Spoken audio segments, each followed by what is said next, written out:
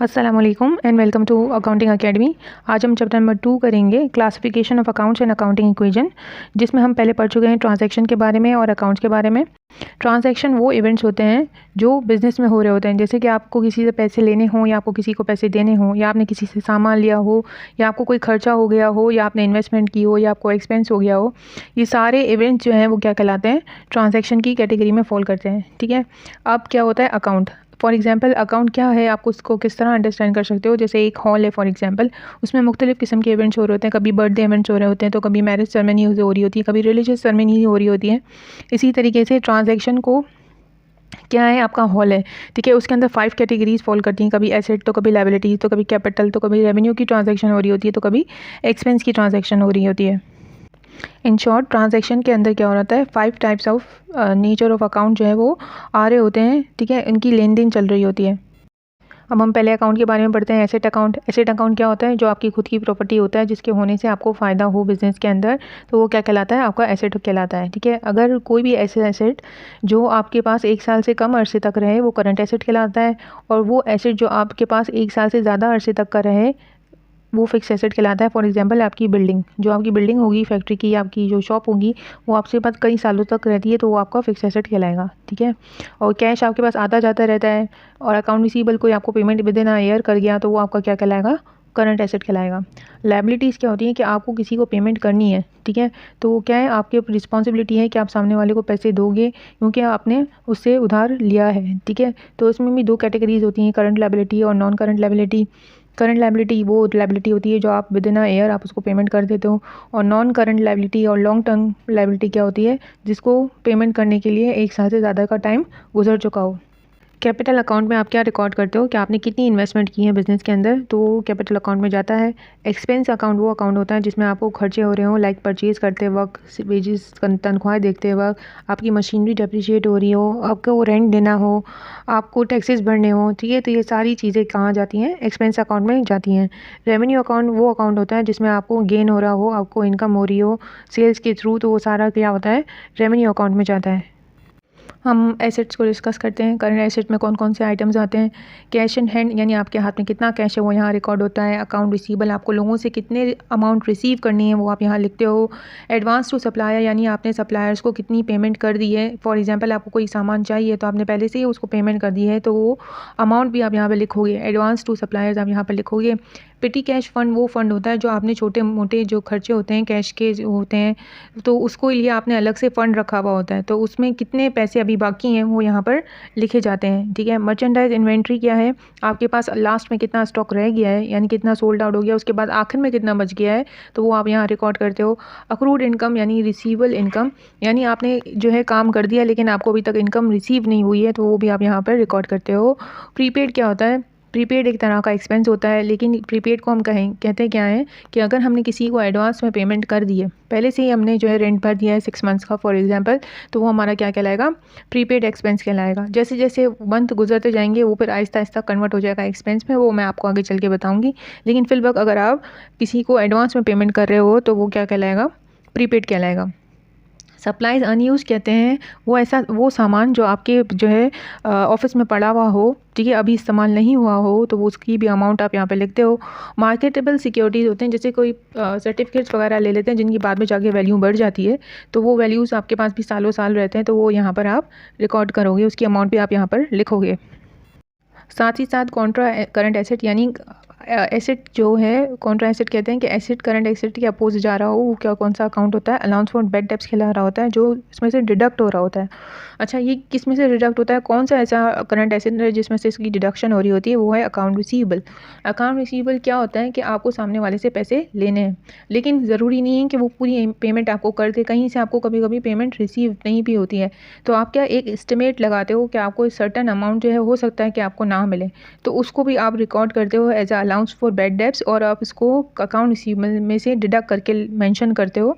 आगे जाके आपको इसके बारे में भी पता चलेगा। फिक्स कैटेगरी में आप बस थोड़ा बहुत ही समझ लीजिए, land, building, furniture, machinery, equipment जो आपके पास रहती है सालों साल, ये फिक्स एसेट कहलाता है। ठीक है, ये टेंजिबल फिक्स एसेट भी कहलाएगा। इनटेंजिबल फिक्स एसेट वो कहलाता है जैसे कि आपकी गुडविल, एक कंपनी की गुडविल होती है ना, अगर आप उसको कंपनी को सेल करने बाहर जाओगे तो उसकी अमाउंट क्या हो जाएगी, बढ़ जाएगी।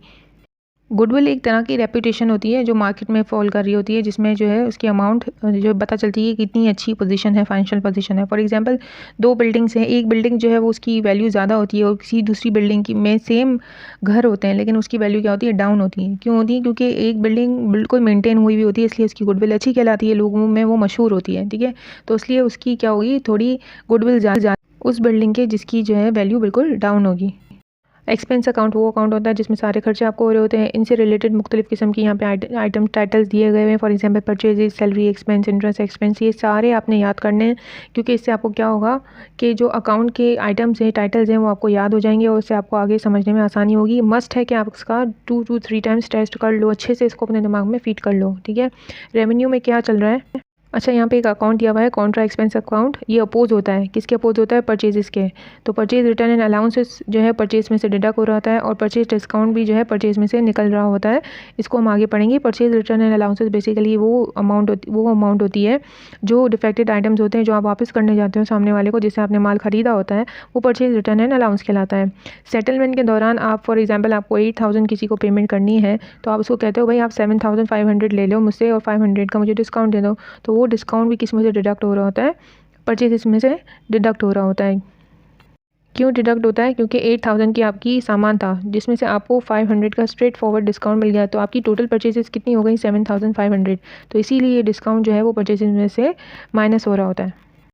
थर्ड कैटेगरी है आपकी रेवेन्यू, जो इनकम आपको हो रही होती है, fees income, repair income, commission income, rent income, commission income, sales करने से भी आपको इनकम हो रही होती है, तो ये भी रेवेन्यू अकाउंट में जाता है। इसकी भी कॉन्ट्रा इनकम रेवेन्यू अकाउंट्स होते हैं, यानी इसके भी दो चीज़ें होती हैं जो माइनस होती हैं सेल्स के अंदर से, वो क्या होती हैं, sales return and allowances and sales discount.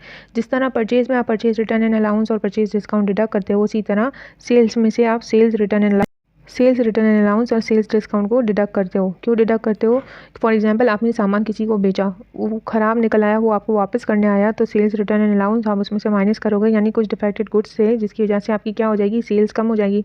For example आपने 8,000 की सेल्स की थी, वो सामान उसको ख़राब लगा, उसमें से 1,000 डिफेक्टेड था, वो आपको वापस रिटर्न करने आया, तो आप सेल्स में से उसको 1,000 माइनस करोगे, यानी आपकी टोटल सेल्स कितनी हुई, 7,000। ठीक है, अब क्या होता है, वो उसने अगर आपसे अकाउंट पे ट्रांजैक्शन किए, यानी आपने उसने क्रेडिट रखवाया है, आपसे सामान लेकर गया वो 8,000 का, लेकिन उसने अभी पेमेंट नहीं की, वो कहता है मैं बाद में आके पेमेंट कर जाऊंगा। ठीक है, अभी दूसरी सिचुएशन है, उसको पहली वाली सिचुएशन से कंपेयर मत करिएगा।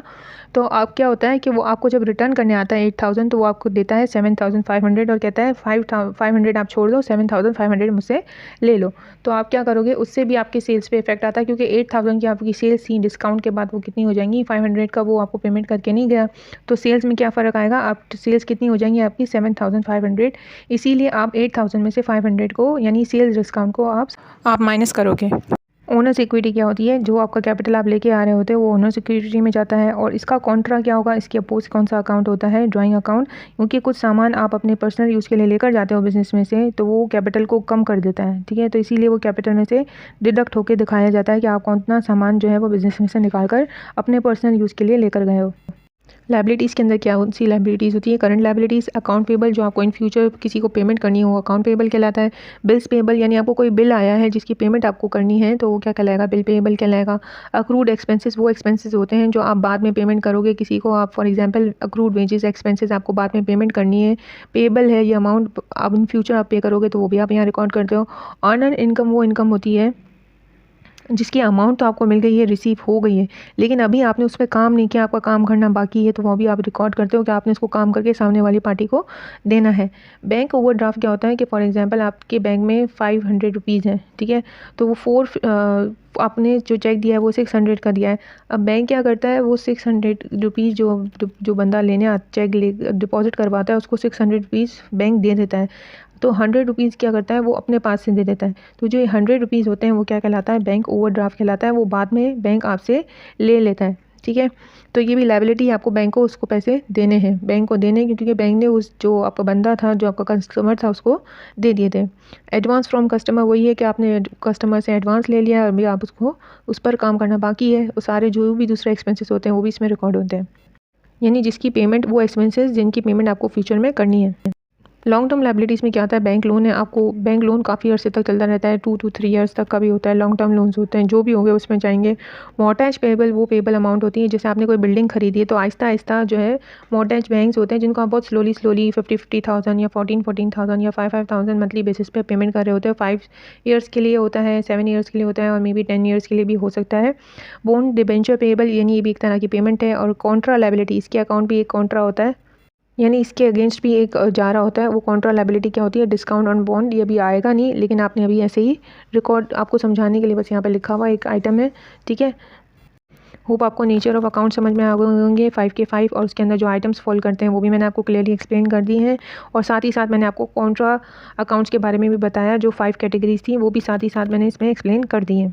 अब आपका काम ये है कि आपको अकाउंट टाइटल्स जो है वो थॉरली याद करने हैं, उसका 2-3 टाइम टेस्ट भी करना है, उसको अच्छे से समझना है, क्योंकि जब हम आगे क्वेश्चन कर रहे होंगे तो बार बार इसकी डिस्कशन नहीं होगी। ये अकाउंटिंग इक्वेशन है, एसेट किसके बराबर होने चाहिए, लायबिलिटीज़ और कैपिटल के, यानी एंड में जब आप कैलकुलेशन करोगे तो आपके एसेट्स किसके बराबर होने चाहिए, आपकी लायबिलिटीज़ और कैपिटल के बराबर होने चाहिए। अब ये डेबिट और क्रेडिट के रूल्स हैं। जब भी एसेट्स और आपके एक्सपेंसेस बढ़ रहे होंगे, यानी आप देखो कि आपके इसमें खर्चा ज़्यादा हो रहा है या आपके पास एसेट्स आ रहे हैं, तो जब भी उनमें इंक्रीज़ आएगा वो डेबिट में रिकॉर्ड होंगे, और जब भी उनमें कमी वाक़ई होगी तो वो क्रेडिट में जाएंगे। इसी तरह 3 और कैटेगरीज हैं, लायबिलिटीज़, कैपिटल और रेवेन्यू। ये बिल्कुल अपोज होते हैं टूवर्ड्स एक्सपेंस और एसेट अकाउंट। जब भी उनमें इंक्रीज़ आएगा वो कहाँ जाएंगे, क्रेडिट में जाएंगे। जब भी वो बढ़ेंगे, लायबिलिटी बढ़ेगी या कैपिटल बढ़ेगा या रेवेन्यू में आपके इजाफा होगा, वो क्रेडिट साइड पे जाएगा। और जब भी उसमें डिक्रीज़ आएगा तो वो कहाँ जाएंगे, डेबिट साइड पे जाएंगे। ये बुक कीपिंग रिकॉर्ड्स है, जिसको हम बनाते हैं अपनी ज़रूरत के हिसाब से, यानी हमें कैश बुक चाहिए या पेटी कैश बुक का डाटा चाहिए, तो जर्नल की एंट्रीज चाहिए, तो ये सारी कैटेगरीज़ हैं जिस पे हम जो टाइटल्स हैं अकाउंट्स के उनको डाल के उनसे एनालाइज करते हैं और अपने डाटा को समझने की कोशिश करते हैं, अपने बिजनेस की फाइनेंशियल पोजीशन के बारे में जान सकते हैं, ठीक है। होप आपको अच्छे से समझ आया होगा। अगर आपको वीडियो अच्छी लगती है तो कहीं लाइक करें, शेयर करें और सब्सक्राइब करना मत भूलिएगा। ओके, अल्लाह हाफ़िज़।